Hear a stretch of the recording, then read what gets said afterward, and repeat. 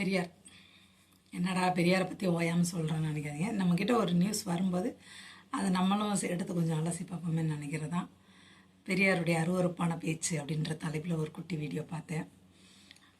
அதில் அவர் என்ன சொல்லியிருக்காருன்னா, இந்த தேவரடியார்னு சொல்லுவாங்கள்ல, அதை தேவரடியார்லாம் எல்லோரும் உச்சரிக்க மாட்டாங்க. உங்களுக்கு தெரியும், அந்த மொழியில் தான் உச்சரிப்பாங்க. அது அந்த காலத்தில் உள்ளது, இப்போ இல்லை. எந்த காலத்துலேயுமே அப்படி தான் உச்சரிப்பாங்க. தேவரடியார் தேவரடியார்னு சொல்ல மாட்டாங்க. அப்படி இருக்கும்போது அவர் என்ன சொல்கிறாருன்னா, கல்யாணம் முடித்ததுமே பொண்டாட்டியை விட்டுட்டு இன்னொரு பொம்பளையை தேடி போயிருக்கானே என்ன மனுஷனா அப்படின்னு சொல்லி திட்டுறாரு கோவலனை. சரிங்களா? அப்போ பச்சையப்பாஸ் காலேஜில் அங்கே ப்ரொஃபஸர்ட்டு இதை பற்றி புலம்பியிருப்பார் போல். அப்போ அவர் சொல்லியிருக்காரு, கண்ணகி அழகா இல்லை, அதனால தான் அவர் மாதவியை தேடி போனாருன்னு சொல்லியிருக்கு. இது சொல்லியிருக்கலாமா? அவர் ஆல்ரெடி எரிஞ்சிட்ருக்கார் ஒரு சின்ன பிள்ளை. ஏன்னா இந்த அம்மாவை மாதவியை தேடி போகும்போது கிட்டத்தட்ட 18-19 வயசாக இருக்கும் போல். அப்படி இருக்கும் பட்சத்தில் இந்த சின்ன வயசில் இன்னொருத்தி உனக்கு கேட்குதா அப்படின்ற மாதிரி அவருக்கு ஒரு கோபம் இருக்குது. அந்த பொண்ணை விட்டுட்டேன்றதான் அந்த கதையில் பார்த்திங்கன்னா அவங்க வீடே கதின்னு தான் இருக்கிற மாதிரி இருக்கும். கோவலன் மாதவி வீடே கதின்னு தான் இருக்கிற மாதிரி இருக்கும். அவர் ஆள் தான் அனுப்பி விடுவார். இந்த கண்ணகி அம்மாட்ட காசு வாங்கிட்டு செல்வங்கள் வாங்கிட்டு போகிறதுக்கு ஆள் தான் வருமே தவிர கோவலன் வரமாட்டார். அப்படி தான் அந்த கதை இருக்கும். அந்த மாதிரி அவருக்கு ஒரு ஆத்திரம், கண்ணகி மேலே இருக்கிற ஒரு பேரன்பினால் அவருக்கு ஒரு ஆத்திரம் வருது. அவர் திட்டுறாரு. அப்போ இன்னும் கொஞ்சம் அந்த எரியிற நெருப்பில் எண்ணெய் ஊற்றுன மாதிரி, கண்ணகி அழகா இல்லை, அதனால தான் மாதவியை தேடி போனோம் அப்படிலாம் சொல்லி சொன்னால் எவ்வளோ கோவம் வரும். இவனெல்லாம் ப்ரொஃபஸராக போட்டிருக்காங்கன்னு அவர் கத்துறாரு.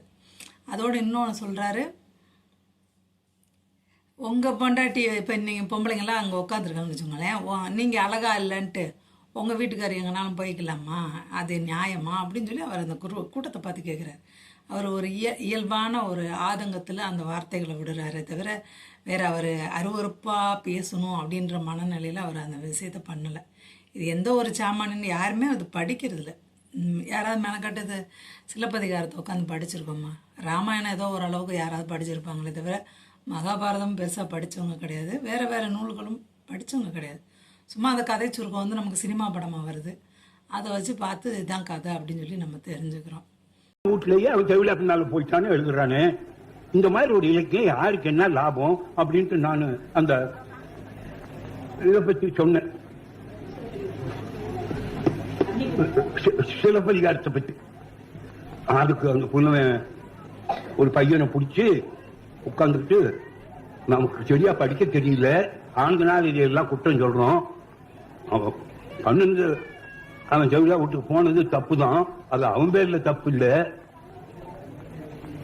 கண்ணகே கவர்ச்சியா இல்லை, அதாவது புருஷன் கண்ணுக்கு அழகா இல்லையாவும் அப்படியே சொன்னான். பச்சைபாஸ் காலேஜ் புலவர் நினைச்சேன் நான், இப்படிப்பட்டவனுக்கெல்லாம் போல ஒரு வேலை கொடுத்துருக்காங்களேன்னு. கவர்ச்சியா இல்லை, அதனால அவன் அவ பின்னால போயிட்டான். உங்க வீட்டுக்காரருக்கெல்லாம் நீங்க கவர்ச்சியா இல்லாட்டா அந்த வீடு அப்படி போயிட வேண்டியது. நீங்க தர முடியாம உப்பு போட்டு சாப்பிடாம சாய்வில் படுக்காம கீழே படுத்துக்க வேண்டியது. ஏன்டா படிச்சிருக்கேன்னா நான் கவர்ச்சியா இல்லை என் புருஷனுக்கு அப்படின்னா என்ன அர்த்தம்? அதே மாதிரி எழுதியிருக்கிறா, பயிற்சின்னா அசுத்தம்,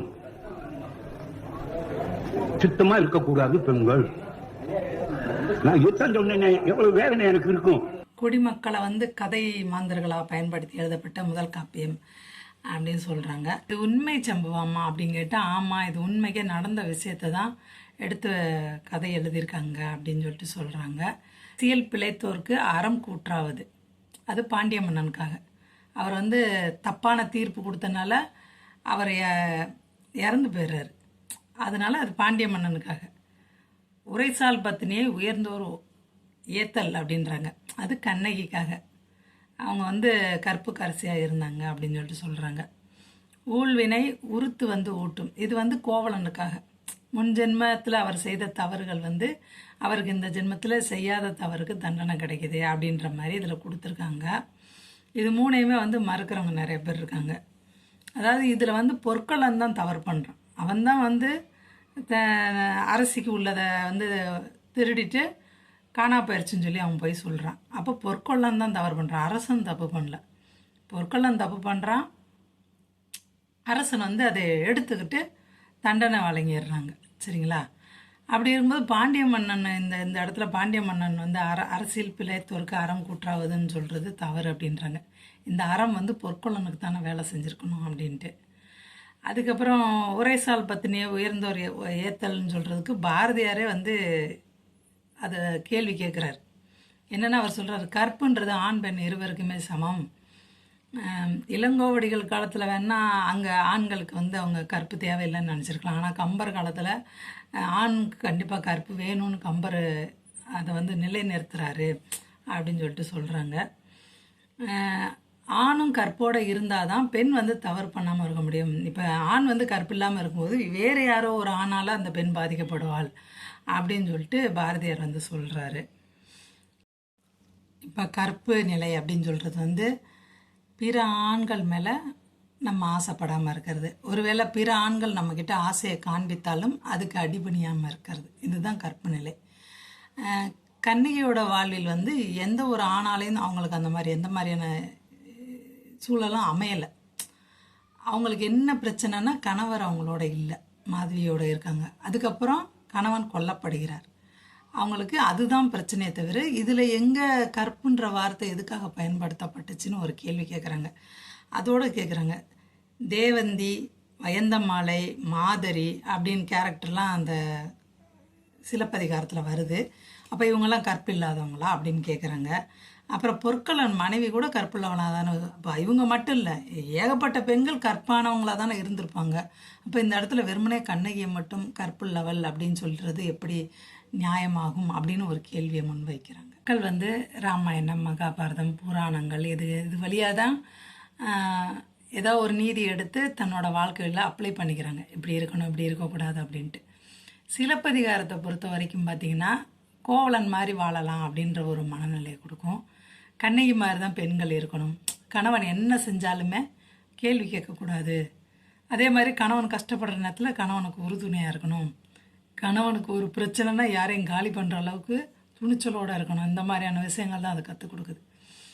அதனால தான் அவர் பெரியார் கோவம் வருது. இந்த மாதிரியான கதைகள்லாம் வந்து மக்களுக்கு தேவையா அப்படின்ற மாதிரி. ஆல்ரெடி அதை குடிமக்கள் காப்பியன்னு வேற சொல்லிடுறாங்களா. அப்போ வந்து அவருக்கு கோபம் வருது.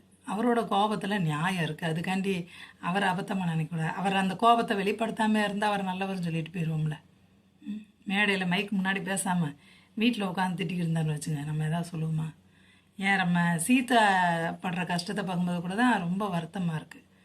இது என்னடா கதைன்னு தோணுது. எழுதிடுறாங்க, யாரோ எழுதிடுறாங்க, நம்ம படிச்சிடுறோம், அவ்வளோதான். ஆனால் நம்ம வாழ்க்கையோடு அதை பொருத்தி பார்க்கவே முடியாது. கோவலன் மாதிரி ஒரு கணவன் யாருக்குமே இருக்கக்கூடாது. அதே மாதிரி கண்ணகி மாதிரி பொறுமையும் யாருக்குமே இருக்கக்கூடாது.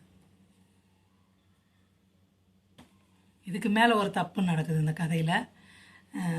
மாதவி வந்து மனம் போன போக்கில் ரொம்ப வாழ்க்கையில் சந்தோஷமாக வாழ்ந்துட்டு அதுக்கப்புறம் பார்த்திங்கன்னா மகளை, எந்த தவறும் செய்யாத மகளை வந்து துறவியாக தான் வளர்க்கணும்னு ஒரு பிடிவாதமாக வளர்க்குறதுலாம் ரொம்ப அநியாயம். அது இன்னொருத்தரோட வாழ்க்கை. மணிமேகலைன்றது இன்னொரு பெண்ணோட வாழ்க்கை. அந்த வாழ்க்கையை அம்மான்ற பேரில் மாற்றி அமைக்கிறது இருக்குல்ல, அதுக்கெல்லாம் எனக்கு உடன்பாடே கிடையாது. யாரும் திட்டக்கூடாது. சும்மா என்னோடய கருத்தை பதிவு பண்ணுறேன் தவிர என்னோடய கருத்து தான் இறுதின்னு இல்லை. இது யார் வேணால் பேசலாம். பார்க்குற நீங்களும் உங்கள் பங்குக்கு நீங்கள் அதை தேடலாம். அதை நான் யோசிக்கலாம் தவிர பேசுகிறவங்கள குறை சொல்லக்கூடாது. அதுதான் பெரிய தப்பாக இருக்குது. அவங்கவுங்களுக்கு ஒரு ஒரு புராணங்கள் எதை பற்றியுமே கருத்து சொல்கிறாங்களா, அது நமக்கு இஷ்டம் இல்லைன்னா விலகி போகணுமே தவிர அந்த கருத்து மேலே போய் காரி துப்பக்கூடாது.